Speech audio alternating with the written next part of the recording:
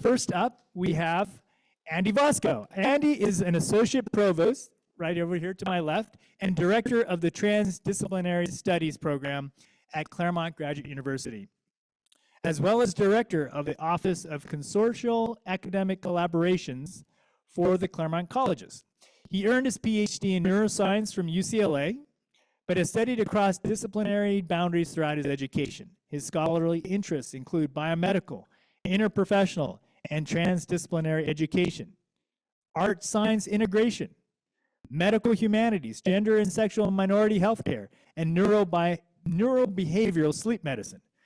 If that's not transdisciplinary, I don't know what is. That cuts across a lot of things, so great. His courses at CGU have focused on transdisciplinary approaches to the world's complex and wicked problems, including sustainability, inequality, and disease. So please give a warm welcome to Andy Vosko. Thanks, Steve, and I'm very much honored and appreciative to be invited to be on the panel today. And Michael, thank you so much for the shout out to the transdisciplinary spirit of CGU. And in that transdisciplinary spirit, I want to start with a brief story. So when I got here early in my time at CGU, I was coming in as Dr. Jean Littman-Blumen was getting ready to leave, and she was, I think in 2019 was when she retired. And we had gotten to know each other over that time, and I had learned about the peace plan. And Jean really wanted to leave some kind of lasting impact at CGU related to peace. And so she spoke with some of us and said, what can we do to get the ball rolling? And what she ended up doing was, there were a lot of different groups of us around at CGU. She said, here's a little bit of seed resources to get things moving. Let's see what we can do with this. And so with that, we brought out somebody named George Lopez, who was one of the first directors of the Kroc Peace Institute at the University of Notre Dame.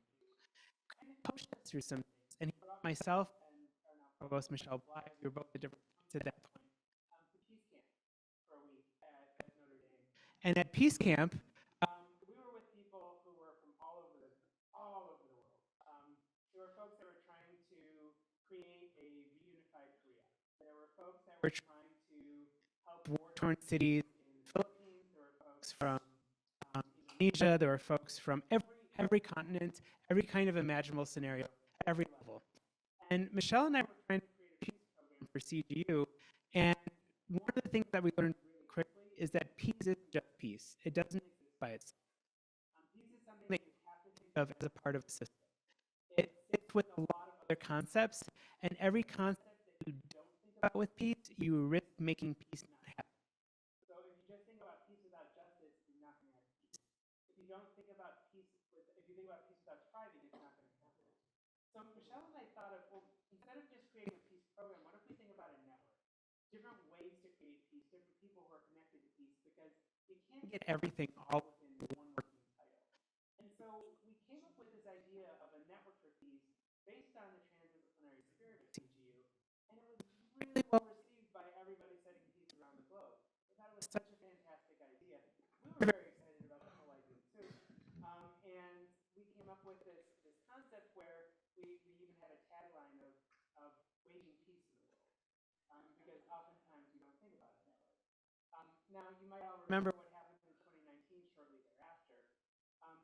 Our job is to come back and work with folks like who would be interested to say, like, who here would like to create enough momentum to move this needle, as it said.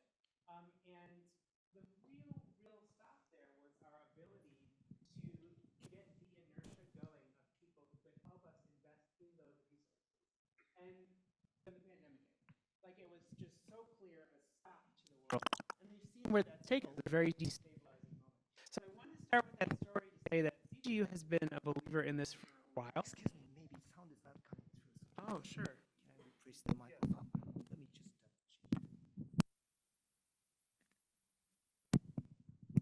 just okay.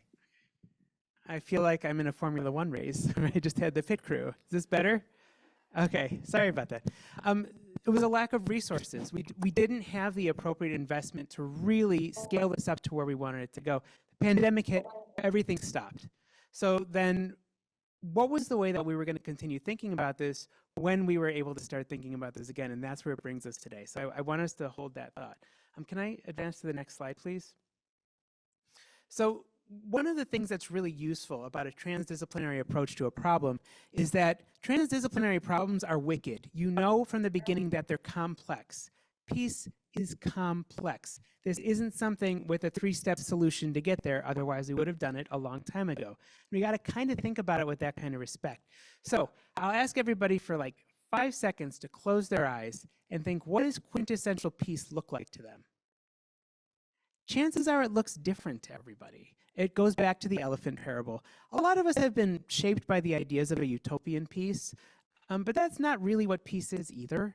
Some of us view peace as oppressive. Some people have that relationship with it. Others view peace as overwhelmingly chaotic because they just think about the problems rather than the opportunities for it.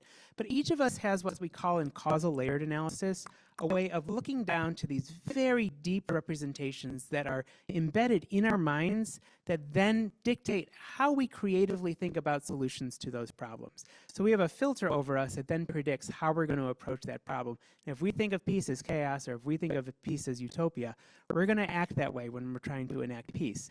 The trick is figuring out what everybody's representations of peace are and integrate them. That's really where the magic comes from. And peace is not a space, it is not a state, it is a process.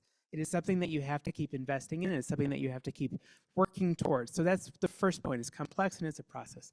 The second is it's not perfect. Peace is imperfect by its nature. It is not an absence of war. That is not a definition. That's a negative definition. And it is not a utopian space. And, somewhat controversial, peace involves conflict. There's a such thing as good conflict. There is violent conflict, which is never good. But conflict itself does not take away from peace. And in fact, it helps you maintain it. There are different levels to peace. There's peace within yourself. You can look at this as a micro level. There is peace that exists with you in a community at a meso level. There's peace that exists between communities at a macro level. You can keep growing and going in between these two. If you're lacking peace at any one of these levels, it's going to affect the other levels. This is why it's a constant work in progress. Every opportunity to enact peace, to use peace as a process, is also unique. This is a transdisciplinary concept, is a wicked problem. There isn't the same version of finding inner peace with me as it is for finding inner peace with somebody else on my panel. And the same is true between communities.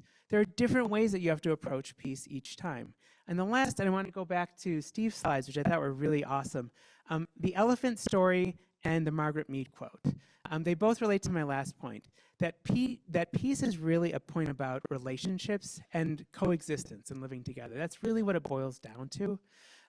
Transdisciplinarity has us understand that everybody is looking at that elephant without, actually they're not looking, they're blindfolded, and they're touching an elephant and trying to figure out what it is that this animal is. Some people are touching the ear of that elephant, and if they knew what an ear was, then they say that this is the thing that the elephant is hearing through.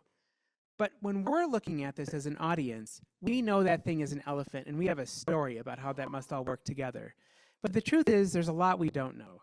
How many people in this room know that elephants hear through their feet as well as through their ears? I mean, who would have thought that looking at that picture we'd have that same representation? That's kind of the transdisciplinary approach that we have to keep in mind when we're thinking about things like peace, because peace doesn't just exist at a human level. It has to exist at a planetary level. We can't think about the resources that we're using and the sustainability of this planet and all of the other living and non-living things on here without thinking about our coexistence with them, because those are the relationships that make us up, and just a human-centric point of view is going to have us missing that major point. The other piece of that is that Margaret Mead, that quote that the only way that things get done in this world is by people working together. Margaret Mead and her husband at the time, Gregory Bateson, were the originators of a field called cybernetics, which is actually the field that transdisciplinarity was based upon. And it's a field of relationships.